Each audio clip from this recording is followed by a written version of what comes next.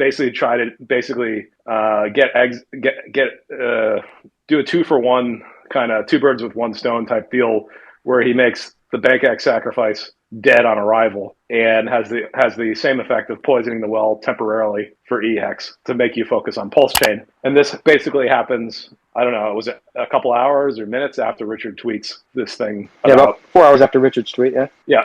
So, I interpret this as basically eHex is basically going to be paralyzed for the time being. And yeah, we're going to have to focus on PulseChain and PulseChain hex. Not forever, but for now. I have some questions, Buck. Basically, anybody that wants to contribute. I only heard like part of the conversation, but obviously I've listened to or watched the tweets during the day. Without giving away all of your like strategy alpha expert in the markets and things like that, did you ever, or did anybody really buy into a parity narrative?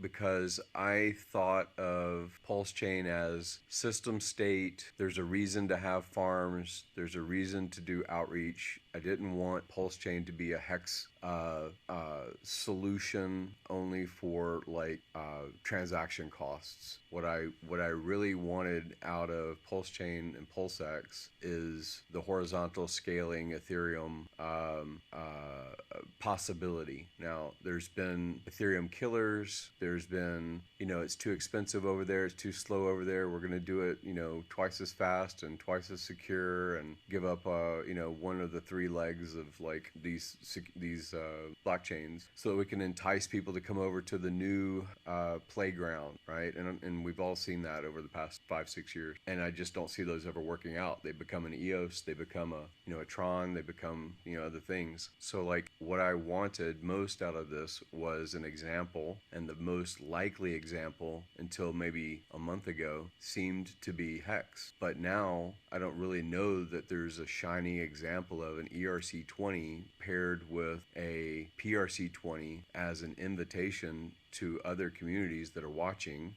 and say, hey, we have doubled our bag. We have doubled our economic potential. We've doubled our price discovery on our thing. Like, did you ever buy into that as a possibility, or where do we sit on this migration? So my view on this, and I asked Richard this question directly, privately, when I met him in London same day I met you actually, and didn't really get a straightforward answer from him. So, because I think longer term that makes a lot more sense. What you're talking about, it's really useful if we're going both ways with Ethereum and we're attached to Ethereum very intimately. Short term though, I don't think we necessarily have to be, and in fact, I think it is actually pretty useful. Like, there's the Churchill quote of don't let a good crisis go to waste, right? I mean, to me, this feels like a manufactured crisis, right? I've compared this thing to the Nord Stream pipeline being blown up. There's an official narrative, the Russians did it, but there's probably a lot else going on underneath the surface. The Kennedy assassination, probably similar, right?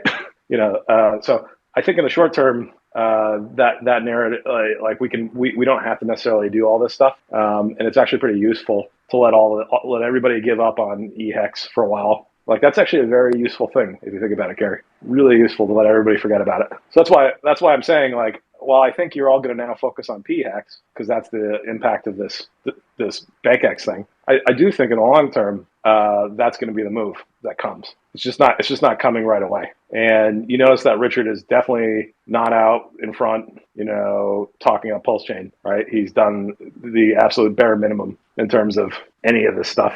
And, we can all speculate why, he needs to do that to make this look decentralized and other legal reasons, right? But I do think that ultimately comes back, Gary. I'm just not sure about every PRC20, ERC20 thing. That seems a bit far-fetched to me. But yeah, I'd say over a year or 2 or 3, that will be the move. Yeah, I mean, I can see it. And so, like, that's one of the, like, I don't think of us as, even like the OG, like yourself, me, and Motley, and Yaz, and Alex, anybody in here that basically has been around a few years. Like, it's, like, I don't like the Civil War crap. I think it's dumb. But I can understand, like, some of this, like your action made sense at the time to say, hey, I'm going to hedge. I'm going to sell. 6 cents seems reasonable. Who knows how this works out? Like, I respect what you did. And I know that you caught heat for it, but like that's a practical kind of, assess the upside, downside, of your world, especially experience. So I'm fine with that. But what I don't like is, and what I really get upset over, but I don't say it all the time, is people that, especially even if they've been like an avatar I recognize for years, and then they throw around words like moron, dumbass, all these different like disparaging things if there is going to be a reunion in the future of value. And I say that because I can see the same thing. Like 2 years ago, there was a pitch. The pitch was, here's a solution for transaction costs. One could be, let's go to a L2. And I know a lot of people that they've been buying their hex on L2s for a long time, and they don't really care about transaction costs the same way that most of us do, publicly at least. And there's, drop the system state on a different chain that's a ghost chain, and all the hexagons migrate over there because of the cult of personality of Richard or the OGs that, basically corral the crowd and then promote the ghost chain. Like there's solutions that didn't have to be this L1 Dex thing. But like, I don't want the war scars and the trauma, PTSD trauma of the people that have been here for so long. So like, I can understand that PulseChain, like I think you see the same thing. I'm pretty sure if I'm off track, then correct me please. But like the farms, the pools, it seems like, the first thing that he wants to establish, Greg the Duck or the African priest wants to establish by setting the APYs and basically enticing a pairing with Bitcoin, BTC, and Ethereum to the PLS, and having that bond is more important, most important, from at least from what looks like it's being enticed. And then, secondarily to show maybe, whether Greg says it or we observe and say it, here's enough liquidity in USDC and DAI and Tether, and basically enticing that to happen. You don't see PulseX paired, and I think there's not a reason to right now. The definer is the PLS pair, and the marketing really around PLS is probably priority over anything, even Hex brand or logo people. You don't see a lot of PulseChain logos. You see Hex logos on our Twitters. So like, I can understand PLS is the priority, and I can understand if the Bitcoin halvening narrative, repeats, 6 months before, and we start to see a climb up in BTC, just like we saw the climb of Ethereum when Hex was bonded with Ethereum. A lot of that economic move was Ethereum going from $100 to 4,000, and Hex being drug along with it, and then having its own leveraged on top of it narrative. So I can see those things as why to prioritize PLS first. Then I can see PLSX later. Like it right now is a dumping time. There's a lot of people dumping, and some are dumping because they are moving to the farms, and they're kind of playing the game of incentive tokens worth something now, and they'll buy what they want to buy with incentive token, whether it's lifestyle or accumulate these down 10% on the day, whatever they believe in. So I can see some of that stuff, but like, I just don't want to have enough war trauma between eHex, pHex camps that it's hard to recover for other communities outside of Hex that, hey, look, here's what happened on the chart in 2023, and here's what happened in 24, and this is where your ERC20 was worth something as a PRC20 later. Like, I'm trying to help my own brain get around the unsaid things that I see in the farms and I see in the narrative that OGs are putting out there. So any commentary is welcome. Yeah, so you're a nice guy, Gary, which I always appreciate. I think in terms of the war, the good news I'll give you is Godwhale already dropped Fat Boy or Little Man or whatever, the Hiroshima A bomb on eHex, and it's radioactive for a little while, not forever, but for a little while, and I think the war is over. Emperor Hirohito, on the eHex side, is going to say, I've had to bear the unbearable, and I shall do it no more. So yeah, I think the war between eHex and pHex people is actually over. So that's the silver lining here. But eHex will be back someday in the future. I just don't think it's where we're going to be headed over the next kind of 6 months. That's my guess. Yeah, I agree with that for sure. And I don't even think 6 months is that's generous to say 6 months. I would Yes, I say was being overly generous. 25, because I was always Yep. thinking that, okay, Pulsechain Pulsex are going to take the lead on the narrative. All the marketing for the past 2 years has not been hex hex hex hex hex. It's been Hexicans enthusiastic about Pulsechain and enthusiastic about Pulsex because their own sacrifices and biases for that, and the linking of 17 cent to 30 cent unrealized value being inside of Pulsechain, depending on the size of their bags or whatever it is, right? So I really never really thought that 38% APY, all these other narratives really mattered that much for basically until 24 25 2020 2024 2025. And I am still likely promoting the idea of a Bitcoin altcoin seasonality to this ecosystem, whether it's Hex is the store of value or PLS is the store of value. I don't really know. Like I'm just trying to like politically, diplomatically, still be a bull about like the ecosystem, no matter what's the dominant creature or alpha creature in the system. So yeah, good observations. Sure. Well, I think you're kind of the statesman naturally, Gary. But this isn't the time for statesmanship. I don't think. I think this is that time where we get bloody in the trenches and kill each other a little bit, and that's what we've been doing for a while, right? The statesmanship and diplomacy comes back later. I think it'll be back in style. So we'll definitely need it at some point. You're absolutely right. But for now, it is very useful for this to happen. Let me say, it's also very possible we work our way out of this crisis, right? We were supposed to all die during the Cuban Missile Crisis in 1963. Because basically we had nukes in Turkey pointed at the Russians, which we didn't tell you, which by the way Americans didn't know about because we were censoring that information. So they put nukes in Cuba pointed at us, and they made a backroom deal, and it went away. Problem solved. And so like a solution can come out here as well. So yeah, it may just be that Bankx just goes, look, we don't want to, we don't like if they actually care about their project at all, they should just send it back to the remainder. They should just send it back to Godwhale and just say sorry. We'll credit you for the amount that we sold, and that's all we can do. Yeah, I mean That's that's the that, yeah, that's it's the only that's move. the only move, really. That really is the only move. Holding a hostage narrative. Buy me out. Give me powder that I can. Whether they rebuy Hex or buy some other thing in the ecosystem just with that powder. That's a dumb pitch. And then my only post was whatever the founder guy said, 17 minutes before. It said something like, what's going on with Bankx? Anybody know? And I'm like, you're the fucking founder, dude. What are you talking about? Like, that's dumb. So, like, some of this, is just dumb. So, like, the only thing that actually, if, I thought we weren't supposed to call people dumb, Gary. yeah, some things are irresistible. It's Yeah, okay. my statesmanship goes out of the You window said you sometimes. said that diplomacy needs to go, Buck. Yeah. So anyway, so Well, like and I said something also, and everybody knows this. Whether it's a big, I love this ecosystem, I love this product, and they're a big holder. There's vulnerability that they hack or they have emotion and they sell and they hit the red button. Just like the sacrifice to a third party project that says, "Hey, we've got this sacrifice now, we're going to dump it," or just like any other, like anybody that can hit a red button hits a red button, like they can. I mean, anybody could do it. It's the same risk that we've dealt with Satoshi for 14 years. So like some of this is just like, okay, humans are going to do human shit.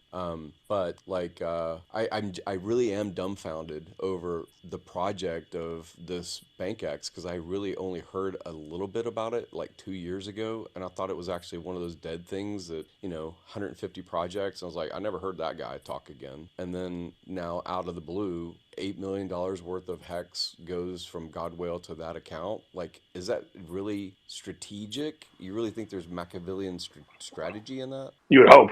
You would hope there is. Well, Buck already gave a couple of good points why Godwhale maybe did that on purpose.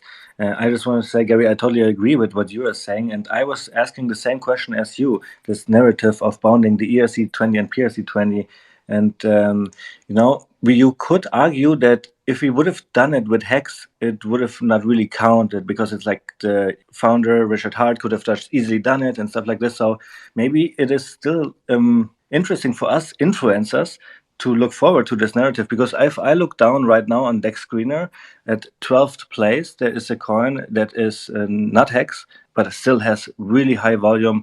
People seem to enjoy it, and maybe we just have to go with the narrative. Let's bring over the ERC20 and PRC20 and earn yield on Dexes, for example. And like this high yield was a narrative when the bull run was out. When was it? 2021, and now it's just coming back, right? Like maybe this is how we could frame it. What do you think about that? Yeah, I mean, and again, so this whole enticement to why not just drop the entire system of the hex people and the people that want to talk to other people to become hex people, like it could have been dropped on a ghost chain that had no transaction cost anyway. Like that could have been done. That was a pitch Richard said in 2019.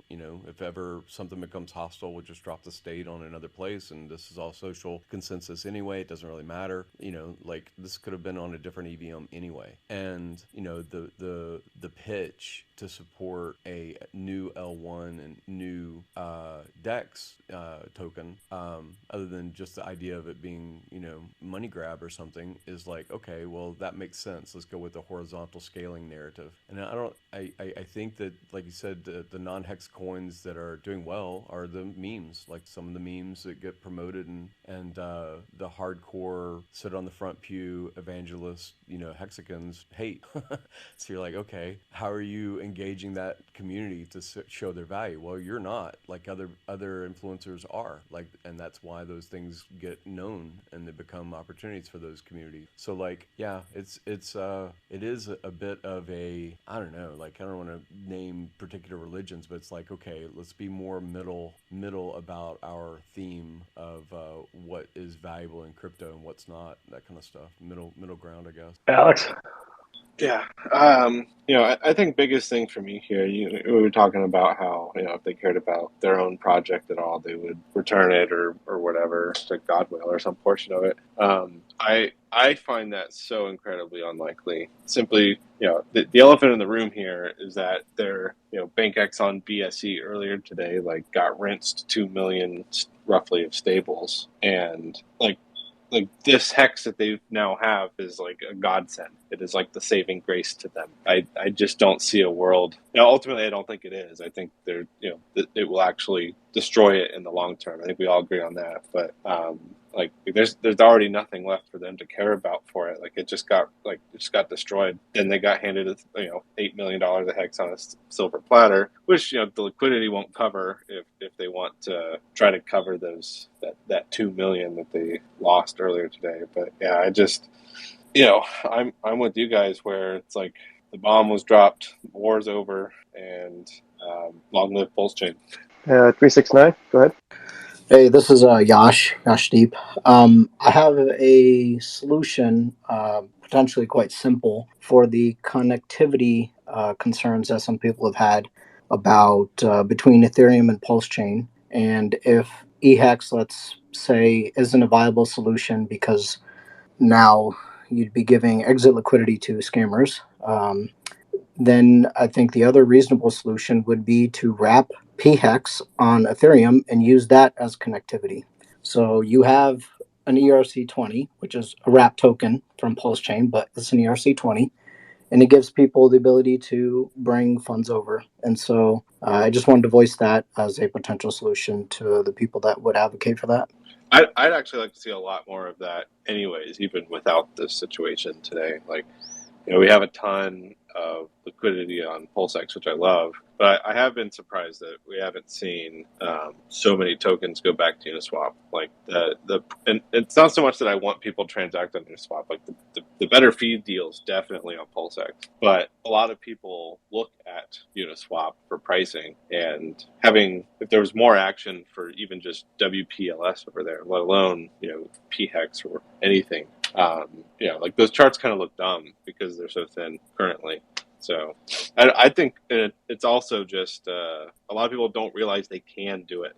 There's some complexity there where, a lot of people are of the false assumption that you can only bridge to Pulsechain, not back out, or not out like into with the Pulse native stuff, which you can do. And a lot of people get confused with the claim button. So anyone who thinks that you can't do that, like, totally can. It's just a little bit different. I've got comment on that. So I got banned by Richard in 2019 or 20 or whatever it was because I said it was grassroots and it's great that we have value here, but until we have charts on exchanges, and at the time it was central exchanges, I didn't think we'd go anywhere, and he didn't like that. And that was, to me, still true. Although it's not the central exchanges, it is Uniswap to me. Like, that growth of that DEX has dominated other DEXs, and I did bridge over quite a bit of PRC20, WPLS, PLSX, and all that stuff like that during the first hours, really, of the chain being live. And it was basically because I was thinking I wanted charts, but I wanted charts to be on Uniswap, and I didn't know that people were going to, I didn't know what was going to play out. But like, you're right, Alex, that if there's, I think you're right. If people are looking toward Uniswap and they're looking toward numbers and they see whether it's thin or it's inactive or whatever, like, that's part of like the marketing stuff. The first things that the people that are familiar looking are going to look at, to me, are still Uniswap, more than go over to this other website and see these other things that are strange characters. So I would like to see more action, even if it's just for a lost leading of marketing. Your guys' opinion, Famous would know better, but like, you guys' opinion about like, where do people go for information? Is it Dex Screener? Is it Uniswap's front end? Like, where do you go for information if you're already in crypto and you're not being pitched by people in this ecosystem? Any questions, comments? Perhaps we can. Go ahead, Avik. Well, I'm just thinking more and more like what Gary is saying. I think we've been hex maximalists in the past, at least I have. And now maybe we can take another approach where we just actively approach other communities and really talk about Pulsechain, Pulsex, and why this is beneficial, and less about hex. I guess this is the solution. Hex, I think, in hex on Pulsechain, nothing has changed, right? It's still the same situation over here on Pulsechain. And I'm super bullish now because I believe some people will now actually make the decision. Before they were maybe not able to, at least I was, but now, because of this, what happened and what I hear here today, it feels a little bit easier to me personally. I don't know about you guys. That makes me bullish for hex on Pulsechain, right? And my only objective really is, at the end of the day, to have more Pulsechain. Until we see a top. And that's exactly my point. Sorry that I'm rambling now. My point is still that I believe hex will outperform basically anything on Pulsechain. This is still true to me. I don't think it's going to outperform anything. I mean, you have Pulse and Pulsex, which is brand new, and they're at SAC prices. Pulsex is below SAC price, and so I think they have a lot of room for growth. And I agree with Abit that we can reach out to other communities and tell them about Pulse and Pulsex. I think that'd be fantastic. And there's other projects, Fame and Fiat and everything else. I support those as well.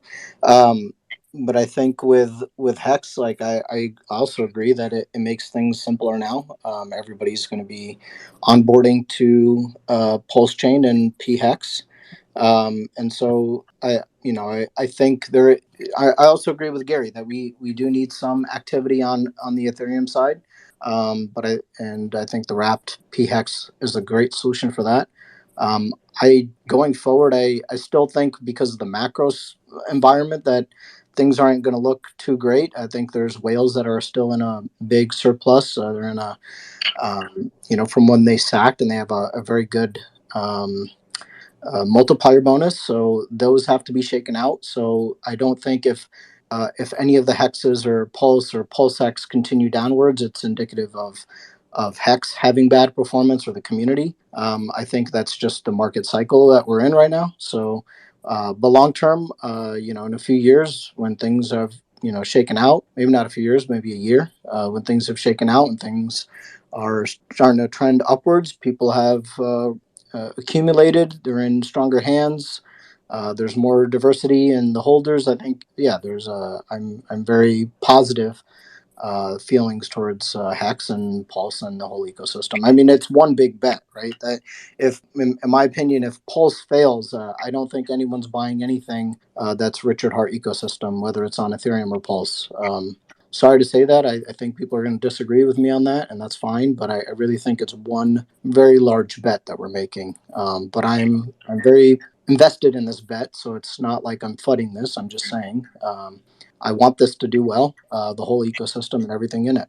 And you're 100% right to see it like this. It's really one big bet. And me being so bullish on Hex, I want to defend that. I want to explain like why that is.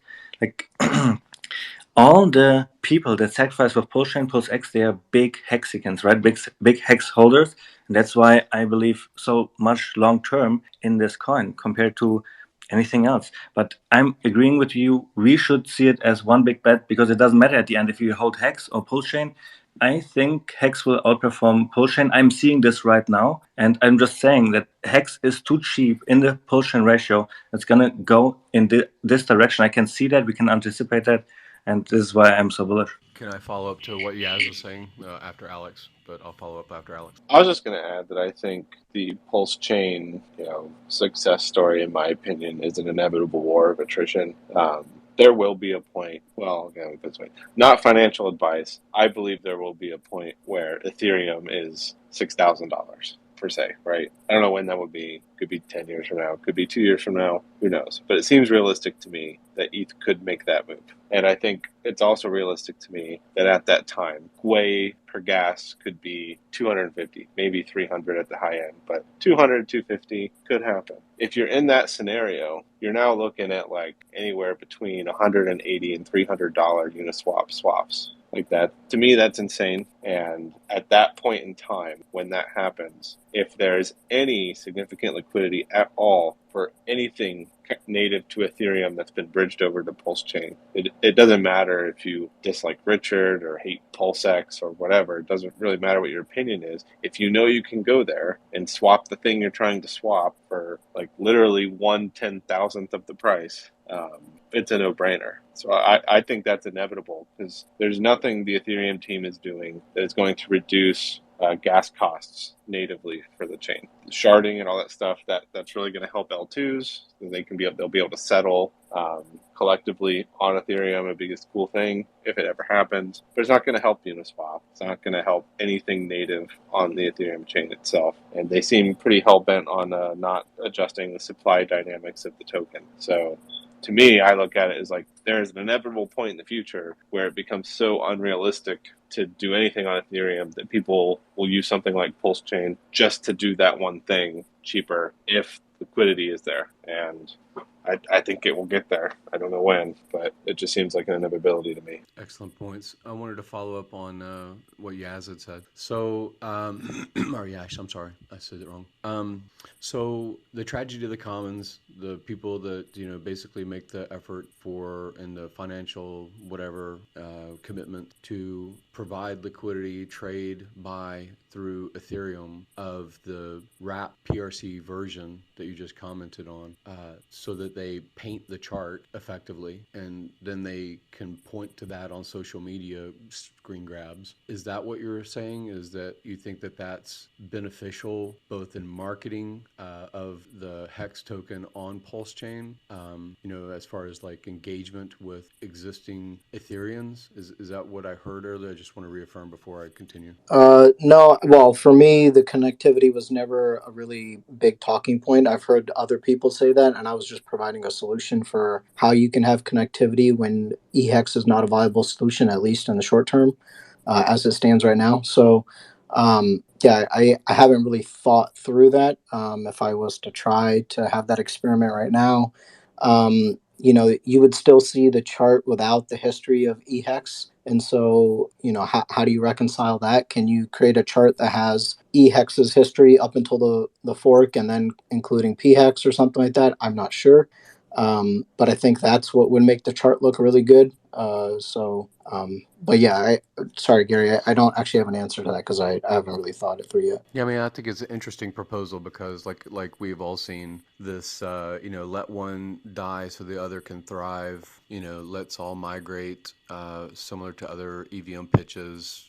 Bring your car over to this highway instead of that one that has a toll that's prohibitive. Like that stuff, right? That's the challenge. To me, that's the challenge. And I'm not trying to be statesman or anything. I'm just trying to say like the narrative about now we support, or at least people that have influence support pHex as a premium and worthwhile premium version. How do people see those charts? We have V1, we have V2, so we effectively have two dexes of PulseX, and there are different price points that people are, if they're using the platform of PulseX, there's different prices and slippage, depending on basically the farm versus the, LP fee. And then you have Uniswap that has its charting, and it's, more familiar, at least, 3 to 4 years head start on marketing their charts to be looked at by enthusiasts in Ethereum, especially. And so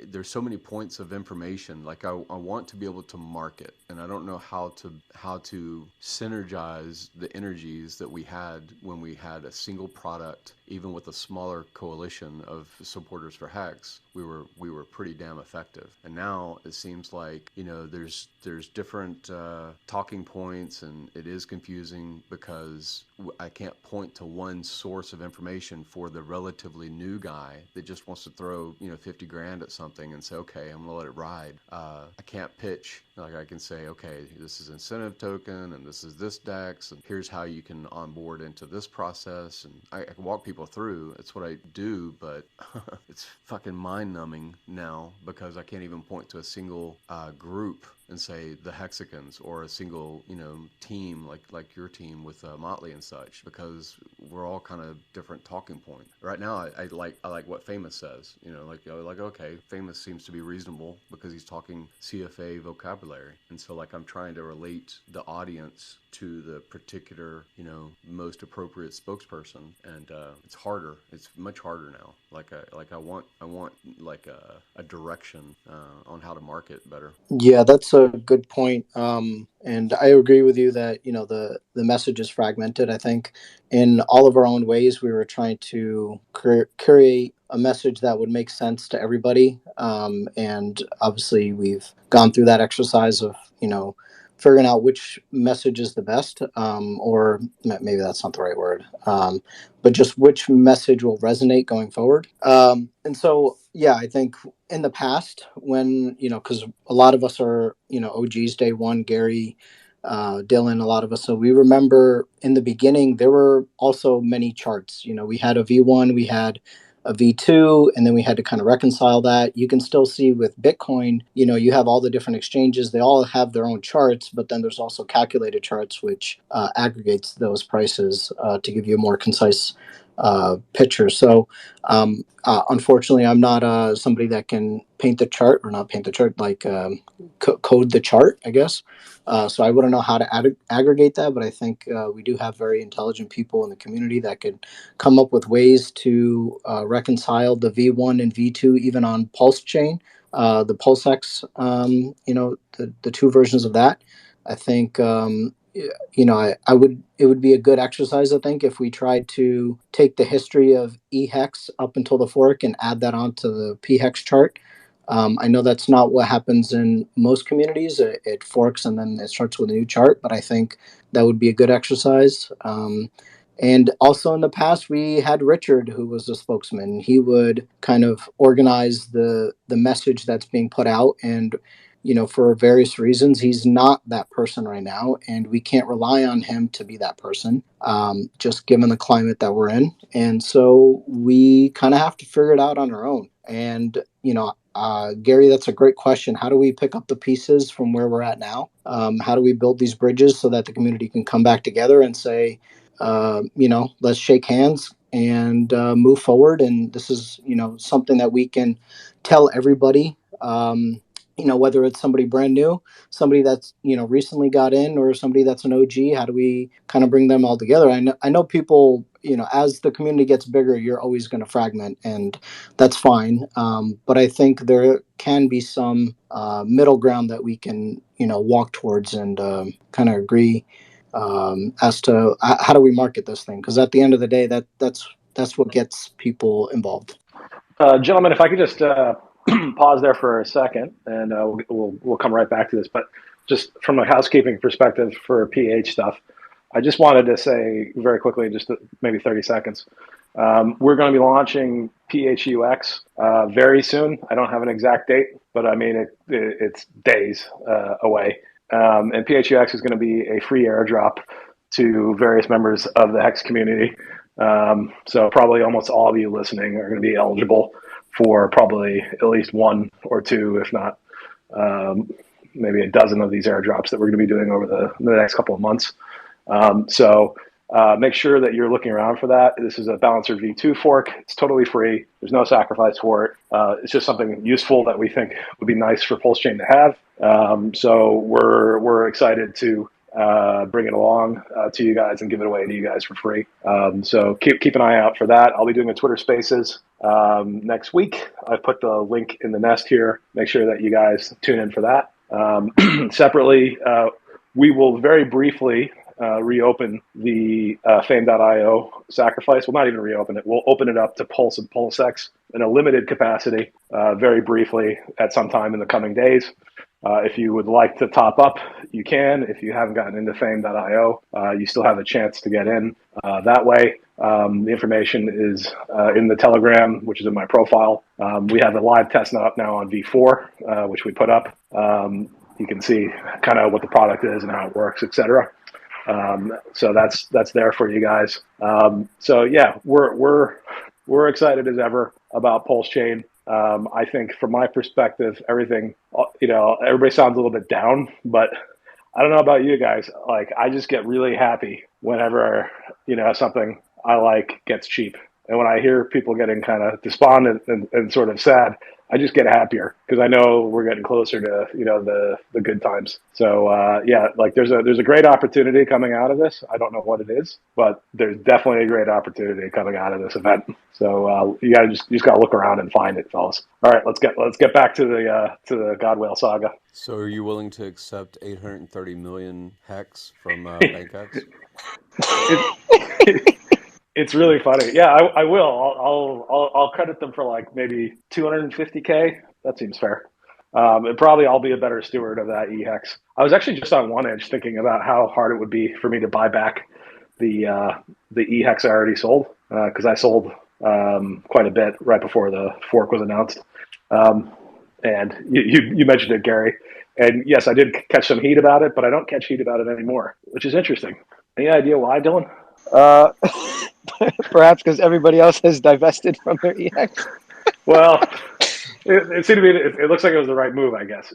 So yeah, exactly. There you go. So I don't feel terrible about that. But here's the thing, guys. I may come back and buy it all back and more. Like I was looking at the price. Are we at 0.7 cents? Yeah, we hit almost half a penny here during the spaces. So did we? Holy shit! If you guys tempt me, I'll be back. Right? Just so we're clear. You can be our new Godwhale. You can help us. No, I'm not that big. But I think you're really onto something here because you said you would maybe buy it for like an unreasonable amount of 100K or something like this. But what do you think about the chance that, because all the exchanges are listening eHex and Hex right now, maybe an exchange just comes along and, buys it up from them? What do you think? How high is this chance? I don't know about exchanges, but, people will definitely do it. Maybe I'll do it. Maybe Alex will do it. Maybe an African priest will do it. I don't know. But it's like, to me, I look at the game of Hex. It's fundamentally a very illiquid coin that's very volatile and goes up and down a lot. We all know this, right? You guys can disagree with me about what I just said, or we all agree with that? Agree. Okay. So the game works like this. It does that. A bunch of people who aren't up for the game just stake and they forget about it and they go away, right? And then the guys that want to stick around and play the trading game, they basically wait for all that volatility to basically freak people out, right? And then when people get freaked out, they sell way too cheap, right? Just like they buy way too high, right? It's the opposite end of the spectrum, right? So you see both, right?